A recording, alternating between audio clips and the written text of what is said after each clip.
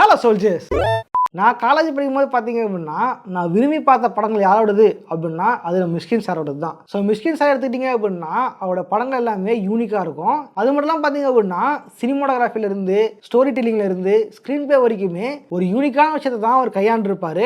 அது மட்டும் இல்லாமல் அது பார்க்குறதுக்கே ரொம்ப புதுசாக இருந்திருக்கும். ஆனால் இதுக்காகலாம் இவர் உருட்டை கடந்து போயிட முடியாது. சரி, வீடியோ கூட போகிறதுக்கு முன்னாடி ஒரு சின்ன டிஸ்க்ளைமர். என்னென்ன பார்த்தீங்க அப்படின்னா நானே ஒரு மிஷ்கின் கண்ணி தான். ஆனால் அதுக்காக எங்கள் அண்ணனை மற்றவங்க கலாய்க்கிறதெல்லாம் பார்த்தீங்கன்னா சும்மா இருக்க முடியாது. அதனால் என்ன பண்ண போகிறேன் அப்படின்னு பார்த்தீங்க அப்படின்னா எங்கள் அண்ணனை நானே கலாய்க்க போகிறேன். எங்கள் அண்ணனுக்கு நான் தான்டா பண்ணுவேன், அப்படி தான்டா பண்ணுவேன். ஸோ என்ன மாதிரி மிஷ்கின் கண்ணீஸ் யாராவது இருந்தீங்க அப்படின்னா மறக்காம ஃபுல்லாக பாருங்கள். அப்போ தான் நம்ம மிஷ்கின் சார் எந்த அளவுக்கு உருட்டியிருக்காரு, அது என்ன அளவுக்கு உருட்டு, அந்த உருட்டால் எந்த கந்தரவ கோடெல்லாம் ஆடி போச்சு அப்படின்றது தான் இந்த வீடியோ தெளிவாக பார்க்க போகிறோம். ஓர அவசரில் போயிடலாம். நான் கதகாமசாமி. இது ஃபர்ஸ்ட் எபிசோட் ஆஃப் கலாய் கதசாமி.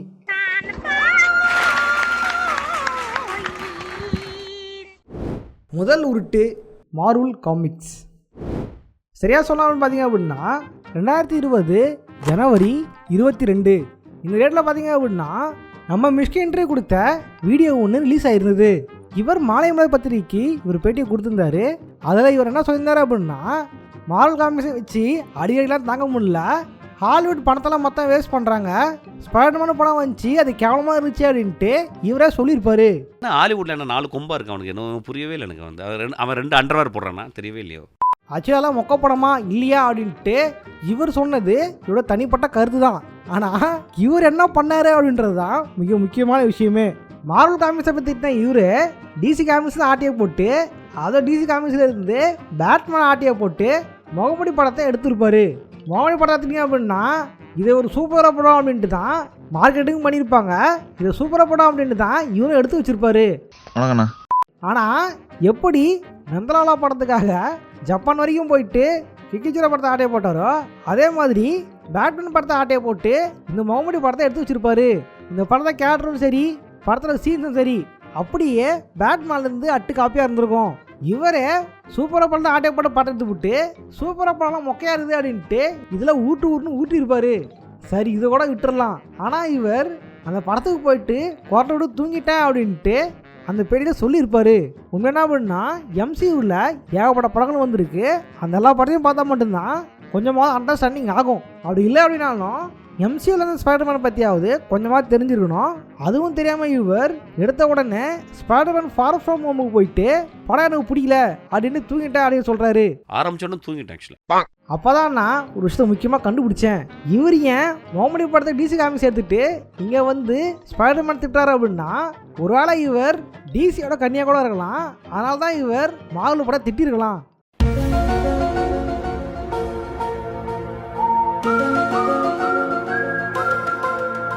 சரி, ஓகே, இது கூட பரவாயில்ல. அமெரிக்கா போகும்போது நான் டிரான்ஸ்ஃபார்மர் படத்துக்கு போயிருந்தேன். அதனால நான் படம் போட்ட உடனே தூங்கிட்டேன் அப்படின்னு சொல்லியிருப்பாரு. அது மட்டும் இல்லாமல் நானும் என் ஃப்ரெண்டு சேர்ந்து பயணமாக தூங்கிட்டோம். நாங்கள் கொட்டோட சத்தத்தில் பக்கத்தில் வரவங்களாம் அழகி போயிட்டாங்க அப்படின்ட்டு ஊட்டுன்ட்டு எக்ஸ்ட்ரா ஊட்டி வச்சிருப்பாரு. டிரான்ஸ்ஃபார்மர் படம் பார்த்தோம். ஒரு படம் ஆரம்பித்த 10வது நிமிஷத்தில் நானும் அவரும் சேர்ந்து சரியான கொரட்டை. என் கேள்வி என்ன அப்படின்னா எந்த படத்துக்கு போனாலும் படுத்து தூங்குறாரு அப்படின்னா தப்பு அந்த படத்து மேலே இல்லை, தூங்குற இவரு மேலே தான். ஏன்னா ஒரு படம் தூங்கினா பரவாயில்ல, எல்லா படத்தும் போய் தூங்குறாரு அப்படின்னா அது காரணம் அந்த படம் கிடையாது. அதே மாதிரி பார்த்தீங்க அப்படின்னா ஹால் படம்லாம் வேஸ்ட்டு, ஹால் படம்லாம் மோசம் அப்படின்னு சொல்லிட்டு இருக்காரு இல்லையா. இவர் பல வருஷத்துக்கு முன்னாடி விஷயம் சொல்லியிருப்பாரு. When India is going to make a movie without song, it will come to Oscar. Tamil cinema ஆள் அளவுக்கு இல்லை அப்படின்ட்டுலாம் ஒரு காலத்தில் ஓஹோன்னு பேசியிருப்பாரு. இப்போ வந்துட்டு ஹால் படம்லாம் வேஸ்ட்டு, தமிழ் படம் தான் பெஸ்ட்டு அப்படின்ட்டு அப்படியே பிளேட்டை திரும்பி சொல்லியிருப்பாரு. இதில் உண்மை ரெண்டும் உண்மை தானே. ஸோ இது மிக முக்கியமான ஒரு ரூட்டு தான். சரி, இவர் தான் MCU படம்லாம் பார்க்காம வந்துட்டு டேரெக்டாக ஃபார் ஃப்ரம் ஹோம் பார்த்துட்டு இப்படி சொன்னார் அப்படின்னு பார்த்தா அப்படின்னா இந்த வீடியோவை அப்லோட் பண்ணவங்களுமே டாம் ஹாலண்ட் ஸ்பைடர்மேன் யார், டோபி மேகர் யாருன்னு தெரியாமல் PS4 ஸ்பைடர்மேனில் டோபியோட ஸ்கின்னு வச்ச இந்த ஃபோட்டோ எடுத்துகிட்டு வந்துட்டு இந்த தம்ப்நெயில்லாம் போட்டு வச்சுருப்பாங்க. ஸோ இவர் தான் ஒன்று தெரியல பார்த்தா இந்த வீடியோவுக்கு தம்ப்நெயில் பண்ணவங்களுக்கு கூட ஸ்பைடர்மேனாலே யாருன்னு தெரியல. சரி, ஓகே, என்ன இருந்தாலும் மிஷ்கின் உருட்டுலேயே இதுவும் மிக முக்கியமான உருட்டு. அடுத்த பார்க்க போகிறது சாங்ஸ் உருட்டு. இது ஒரு பழைய பேட்டி தான். ஆனால் இந்த சைக்கோ பட இன்டர்வியூக்கும் இந்த இன்டர்வியூக்கு என்ன வித்தியாசம் பார்த்தீங்க அப்படின்னா, இது எப்படி ஹாலிவுட் மொக்க அப்படின்னு சொன்னாரோ இதுக்கு அப்படியே திருப்பி போட்ட மாதிரி பல வருஷத்துக்கு முன்னாடி அவர் வேறு மாதிரி பேசியிருப்பார். அது என்னென்னு பார்த்தீங்க அப்படின்னா, ஓனாய் மாருட்டிக்காக இன்டர்வியூ வச்சுருப்பாங்க. அதில் ஆடியன்ஸ் ஒருத்தர் இவரை ஒரு கேள்வி கேட்டிருப்பாரு. சினிமாவுக்கு பாட்டு முக்கியம் தானே, நீங்கள் ஏன் பாட்டை வேணான்னு சொல்கிறீங்க, இது ஏன் பாட்டு விற்கல அப்படின்றத கேட்டிருந்தாரு. அதுக்கு இவர் என்ன சொல்லியிருந்தார் அப்படின்னா, அது இந்த படத்துக்கு பாட்டு தேவலப்பா அப்படின்னு சொல்லியிருந்தாங்களோ பரவாயில்ல. நம்ம தலைவர் என்ன சொல்லியிருப்பாருன்னு பார்த்தீங்க அப்படின்னா, தமிழ் சினிமாவில் பாட்டு இருக்கிறதுனால தான் நம்மளால் ஆஸ்கார் வாங்க முடியல. ஒருவேளை தமிழ் படங்களில் பாட்டே இல்லை அப்படின்னா நம்மளால் ஆஸ்கார்லாம் வாங்கலாம் அப்படின்ட்டு அவர் இஷ்டத்துக்கு அடிச்சு விட்டுருப்பாரு. When India is going to make a movie without song, it will come to Oscar. Tamil cinema பொறுத்த வரைக்கும் உயரிய விருது பார்த்தீங்க அப்படின்னா நேஷனல் அவார்டு தான். இங்கிலீஷ் படங்களுக்கு தான் ஆஸ்கார் கொடுப்பாங்க. தமிழ் படங்களை பொறுத்த வரைக்கும் வெளிநாட்டு படங்கள் அப்படின்ற கேட்டகரி மட்டும் தான் கிடைக்கும். ஸோ அந்த ஒரு கேட்டகரிக்காகலாம் பாட்டு இல்லாமல் படம் எடுத்து நஷ்டத்தில் போகிறதுக்கு எந்த ப்ரொடியூசரும் தயாராக இருக்க மாட்டாங்க. அதையும் நம்ம ஒரு ஆடியன்ஸ் விரும்ப மாட்டாங்க. ஆனால் இந்த விஷயம் நம்ம தலைவருக்கு புரியாமல் பாட்டுனால தான், அதாவது பாட்டு ஏற முன்னாங்கனால தான் எங்களால் சினிமாவே எடுக்க முடியல, இன்னும் நம்ம தெருக்கூத்து மாதிரியே இருக்கும், இன்னும் தமிழ் சினிமா வரவே இல்லை அப்படின்ட்டு பயங்கரமாக கோவப்பட்டிருப்பாரு. இது மட்டும்லாம் பார்த்தீங்க அப்படின்னா பாட்டுலாம் படம் ஓடாத சார் அப்படின்ட்டு ஆடியன்ஸ் கேட்ட கேள்விக்கு இவர் அப்படி ஓடாது அப்படின்னா அந்த படமே எனக்கு தேவையில்லை அப்படின்னு சொல்லியிருப்பார். ஆனால் எது உண்மையோ இல்லையோ இவர் சொன்ன மாதிரி அந்த படம் ஓடவே இல்லை. சரி, ஓகே. அது மட்டும் பார்த்தீங்க அப்படின்னா ஒருத்தன் ஒரு பொண்ணை பார்த்தா லவ் வருது, இதுதான் புது சிச்சுவேஷனா, இதுதான் பாட்டுக்கு இதுவா அப்படின்ட்டு கோவப்பட்டிருப்பாரு. ஒருத்தன் ஒரு பொண்ணை பார்த்து நான் லவ் வருது, புது சிச்சுவேஷன் சார், 400 வருஷமா எழுதிக்கிட்டோம் சார். அதனால் பார்த்தீங்க அப்படின்னா இதுக்கு முன்னாடி எடுத்த ஒரு உணவுமொழி படத்தில் இதே சிச்சுவேஷன் தான் இவரும் அவரோட படத்தில் வச்சிருப்பாரு. அதாவது ஜீவாவுக்கு ஹீரோனை பார்த்த உடனே லவ் வந்துடும், உடனே அவர் பாடுபட ஆரம்பிச்சிருவாரு.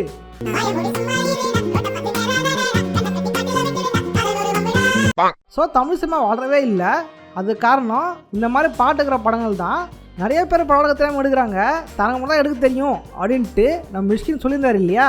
இன்னும் என்ன நீ பைத்தியக்காரனாவே நினைச்சிட்டு இருக்கிறல. கண்டிப்பா ஒரு ஹோட்டலில் நீங்க போறீங்க, அந்த ஹோட்டல்ல சாப்பாடு நல்லா இல்லை அப்படின்ட்டு நீங்க சொல்றீங்க. நீங்க ஒரு ஆடியன்ஸா இருக்கும்பொழுது நீங்க சாதாரண ஹோட்டலுக்கு வந்தவரா இருந்தீங்க அப்படின்னா அது ஒன்றும் பெரிய பிரச்சனை இருக்காது. ஆனா நீங்க ஒரு பெரிய செஃப்பா இருந்துட்டு,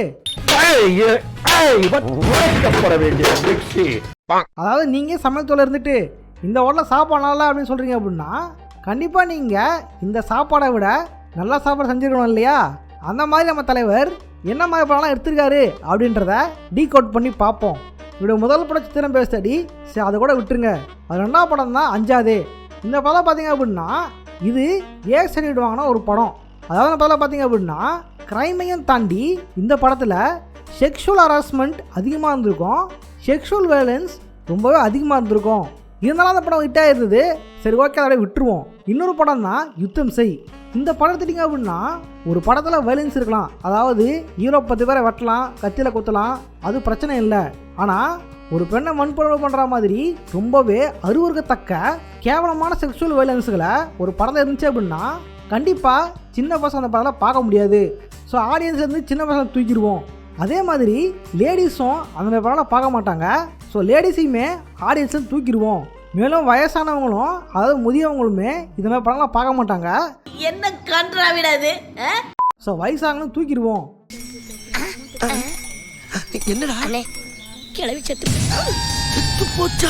இப்போ மிச்சம் இருக்கிறது வெறும் ஆண்கள் மட்டும்தான், அதுவும் இளைஞர்கள் மட்டும்தான்.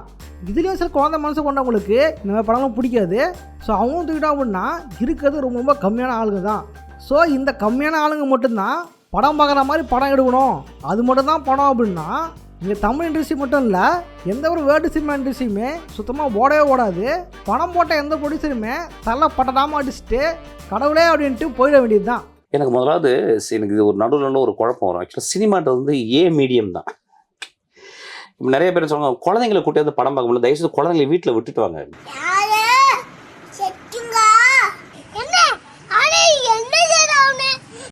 ஆனால் நம்ம தவிர பொறுத்த வரைக்கும் அதுதான் படம், அதுதான் ஆர்ட். ஸோ இதே மாதிரி படங்கள்லையே தொடர்ந்து எடுத்தாங்க அப்படின்னா ப்ரொடியூசர் மட்டும் இல்லாமல் தேட்டருமே இழுத்து மூட்டு சினிமா தேட்டர்லாம் கல்யாணம்னா மாற்றிட்டு அப்படியே கிளம்பிட வேண்டியது தான். ஸோ நான் தமிழ் சினிமாவை மாற்றுறேன், என்னெல்லாம் தமிழ் சினிமா மாற்ற முடியும், நான் கஷ்டப்பட்டு போராடிட்டு இருக்கேன், இவர் சொல்கிறதெல்லாம் ஓகே தான், ஆனால் இந்த மாதிரி படங்கள் தான் படம், மற்றெல்லாம் வேஸ்ட் அப்படின்னா இப்படிப்பட்ட மாற்றமே தேவை கிடையாது. இதுக்கு மேலே தமிழ் சினிமாவே ஒழுங்காக தான் இருக்குது.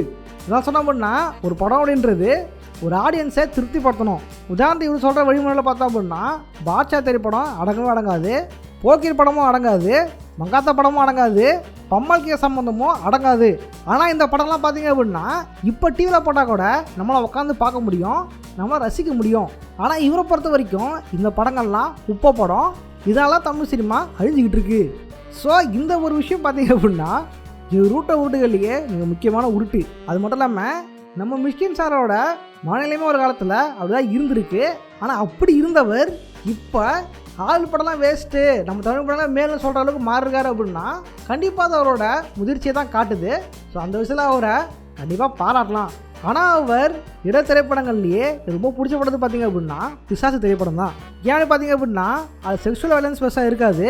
அது மட்டும் இல்லாமல் எல்லாரும் பேப்பர் எடுத்துகிட்டு இருக்கும்போது இவரும் பேப்பர் எடுத்தாலும் அதில் ஒரு வித்தியாசத்தை இவர் கொடுத்துருப்பாரு.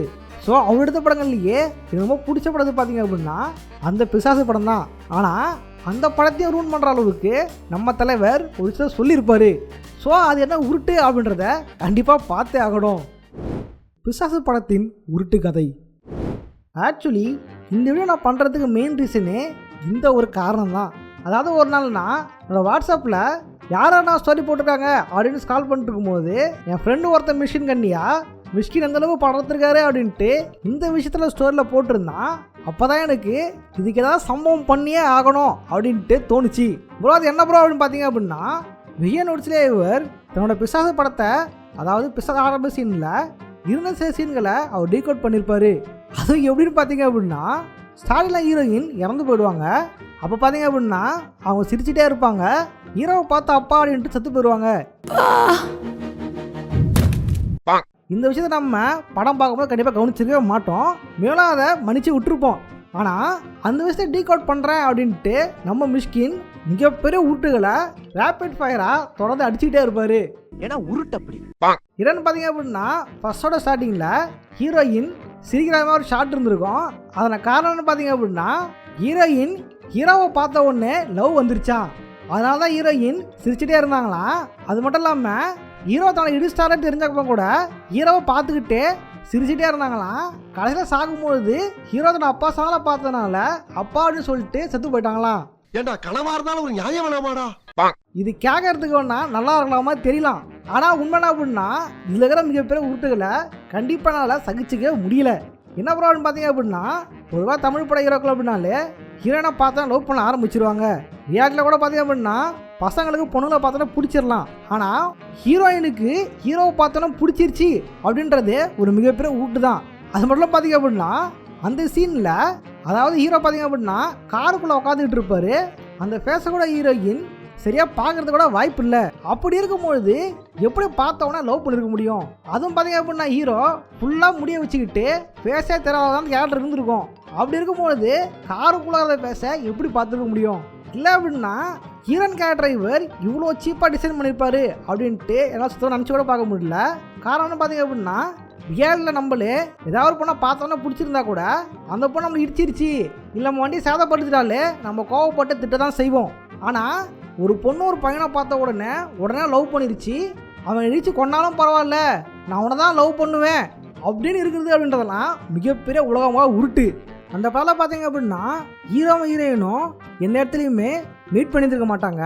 அது மட்டும் இல்லாமல் ஹீரோ ஹீரோயினுக்கு அப்படின்ட்டு பெருசாக அந்த விஷயத்தையுமே செஞ்சுருக்கவும் மாட்டார். மேலும் ஹீரோவோட பேர் என்னன்னு தெரியாது, அவரோட மூஞ்சியை அவங்க சரியாக பார்த்துருக்கவும் மாட்டாங்க. அப்படி இருக்கும் பொழுது நான் அவனை பார்த்தனா லவ் பண்ணுறேன், நீ என்னை இடித்து கொள்ளு, நான் செத்தாலும் பரவாயில்ல உன்னை தான் லவ் பண்ணுவேன், நான் செத்துக்கிட்டு இருக்கும்போது கூட உன்னை சைட் அடித்து தான் இருப்பேன் அப்படின்ட்டு ஒரு பெண் நடந்துக்கிறா அப்படின்ட்டு ஒரு கேவலமான முன்னுதாரணம் தான் இவரில் கொடுத்துருப்பாரு. அது மட்டும் இல்லாமல் யாருன்னே தெரியாத ஒருத்தன் தன்னை இடித்து கொண்டுட்டான்னா கூட அவனை தான் லவ் பண்ணுவேன் அப்படின்றது எந்த அளவுக்கு ஒரு அறிவாளித்தனம் அப்படின்ட்டு சுத்தமாக தெரியவே இல்லை. மேலும் இது எப்படி ஒரு நல்ல கேரக்டரைசேஷன் அப்படின்றதும் சுத்தமாக புரியவே இல்லை. ஆனால் இதை இவர் ரொம்ப பெருமையாகவும் பெரிய விஷயமாகவும் மேடை எல்லார்கிட்டையும் சொல்லிக்கிட்டு இருப்பாரு. இவர்தான் இவருக்கு இதான் வேலை. அப்புறம் எல்லா பெண்களுக்குமே அவரோட முதல் கதாநாயகன் அப்பா தான். அதனால தான் ஹீரோயின் ஹீரோவை பார்த்து அப்பா அப்படின்னு சொல்லி செத்து போயிடுறா அப்படின்ட்டு உலகமாக உருட்ட அதனால உருட்டி இருப்பாரு. ப்ரோ இது ஞாபகம் இருக்குது, இது ஒரு காவியமாக சொல்லியிருக்காரு ப்ரோ, ஏன் தப்பாக எடுத்துக்கிறீங்க அப்படின்னு நீங்கள் சொல்லலாம். உண்மை என்ன அப்படின்னா இந்த ஒரு விஷயத்த, அதாவது ஹீரோயினுக்கு ஹீரோவை பார்த்தோன்னே லவ் ஆயிடுச்சு, அதுவும் காருக்குள்ளே ரோடு போயிட்டு இருக்கும் போதே பார்த்துட்டு உடனே லவ் ஆயிடுச்சு அப்படின்றதெல்லாம் ஒரு கமர்ஷியல் டைரக்டர் ஹரியோ இல்லை சுந்தர்சியோ இல்லை கேஎஸ் ரவிக்குமாரோ அவரோட படங்களை ஜாலியாக வச்சுருந்தா பரவாயில்லை. ஆனால் நான் தமிழ் சினிமாவை மாற்ற போகிறேன், தமிழ் சினிமா மோசமாக இருக்குது, அது என்னால் தான் மாற்ற முடியும் அப்படின்னு சொல்கிற டேரக்டர் இந்த அளவுக்கு பெண்களை சீப்பாக நினச்சி ஒரு கதை எழுதுன்றது ஒரு தப்பான விஷயந்தான். என்ன பார்த்தீங்கன்னா புரட்சிலாம் பேசுகிறீங்கன்னு பார்த்தீங்க அப்படின்னா இது புரட்சியே இல்லை, இது இருக்கிறதுலையே கேவலமாக லாஜிக் கொண்ட ஒரு விஷயம். ஸோ இந்த உருட்டை அவர் இஷ்டத்துக்கு உருட்டி வச்சுருப்பாரு. இந்த உருட்டை தூக்கிட்டு வந்துட்டு மிஷ்கின் கண்ணிலாம் இஷ்டம் சேனல் வச்சுக்கிட்டு ஃபயர் விட்டுட்டு இருந்தாங்க. கண்டிப்பாக இந்த வீடியோவை என் ஃப்ரெண்டு பார்த்தா அப்படின்னா கண்டிப்பாக நான் திட்டுவான் அப்படின்னு நினைக்கிறேன். இருந்தாலும் பரவாயில்ல. சரி ஓகே, ஆக்சுவலி இதுக்கு முன்னாடி நான் சொன்ன சாங் உருட்டை ஏற்கனவே நீங்கள் கேள்வி போட்டிருப்பீங்க. ஆனால் நான் ஏன் மட்டும் சொல்லியிருந்தேன் அப்படின்னா இந்த விஷயத்த குறிப்பிட்டதுக்கோசரம் தான். அந்த ரூட்டில் அவர் ஒரு ஹீரோக்கு ஹீரோனை பார்த்தா லவ் வந்துடுது, இது கான்செப்டா, இது புதுசா அப்படின்ட்டு கேட்டிருப்பாரு. ஆனால் ஒரு ஹீரோயினுக்கு அதுவும் ஹீரோ கொஞ்ச நேரம் பார்த்தோன்னா லவ் வந்துருச்சு அப்படின்றதெல்லாம் ஒரு மிகப்பெரிய உருட்டு தான். பேசும்போது மட்டும் அவர் அப்படி பேசிட்டு படம் எடுக்கும் போது இப்படி பண்ணி வச்சது ஒரு மிகப்பெரிய உருட்டு தான். ஏன்னா உருட்டு அப்படி. இதேமாரி பார்த்தீங்க அப்படின்னா பேரமை படத்தோட ஆடியன்ஸில் பார்த்தீங்க அப்படின்னா தமிழ் நடிகர்களுக்கு நடிக்கவே தெரியாது. நல்லா இந்த படத்தில் மம்முட்டியை போட்டிங்க, தமிழ் அந்த ஆக்டருக்குமே நடிக்கவே தெரியாது, நடித்து கிழிச்சிருப்பாங்க அப்படின்ட்டுலாம் கலாச்சிருப்பார். உண்மையாக தமிழர்கள் நடிக்க தெரில அப்படின்னா அவங்க ஏன் சூப்பர் ஸ்டார் இருக்க போகிறாங்க? அது மட்டும் இல்லாமல் எந்த ஒரு டாப் ஸ்டாருமே கண்டிப்பாக ஏதாவது படத்தில் அவங்க நடிப்பு திறமை காட்டாமலாம் இவ்வளோ பேரெல்லாம் ஆயிருக்க முடியாது. அது மட்டும் இல்லாமல் கமல் தனுஷ் அப்படின்ட்டு நல்ல நடிப்பு வெளிப்படுத்தக்கூடிய நல்ல நடிகர்கள் பல பேர் இருந்துமே இவர் இந்த மாதிரி சொன்னது ஒரு மிகப்பெரிய ஊட்டு தான். ஸோ இதை வெளிப்படுறதுக்காக திரைப்படம் மற்றும் டெலிவிஷன் நடிச்சுக்கிட்டு இருந்த காமெடி ஆக்டரான கதிர் இன்னொரு ஆடியன்ஸில் மிஷ்கினை கலாச்சிருப்பார். ஸோ இதுவுமே மிஷ்கின் ஊட்டின ஊட்டுகளில் மிக குறிப்பிட வேண்டிய ஊட்டு தான். ஆனால் இதுக்கெல்லாம் பராட்சித்தம் பண்ணுற மாதிரி இந்த சைக்கோ படத்தை கொடுத்துருந்த இன்டர்வியூவில் ஹாலிவுட்டை விட தமிழ் படங்களே மேலே அப்படின்ட்டு பிளேட்டை திருப்பி போட்டு மறுபடியும் பேசியிருப்பார். ஸோ இதோட முதிர்ச்சின்னு எடுத்துக்கலாமா இல்லை உருட்டு அப்படி எடுத்துக்கலாமா அப்படின்ட்டு சுத்தமாக தெரியவே இல்லை. அதை பற்றி வேணால் நீங்கள் கமெண்ட் பாக்ஸில் கமெண்ட் பண்ணுங்கள். இந்த வீடியோ பிடிச்சா லைக் பண்ணுங்கள், உங்கள் ஃப்ரெண்ட்ஸை ஷேர் பண்ணுங்கள். இந்த வீடியோவில்னா மிஷ்கின் சார கலாச்சா அப்படின்றதுனால மிஷ்கின் கணேஷ் பல பேர் வந்து கால்மாசா கழுவுத்தீங்கன்னு தெரியும். டேய் தம்பி, உனக்கு இருக்க ஆப்பு இதுதான் ஸ்டார்டிங்கு. என்ன லைட் ஆஃப் ஆயிடுச்சு, இது ஆஃப் இல்லாமல்.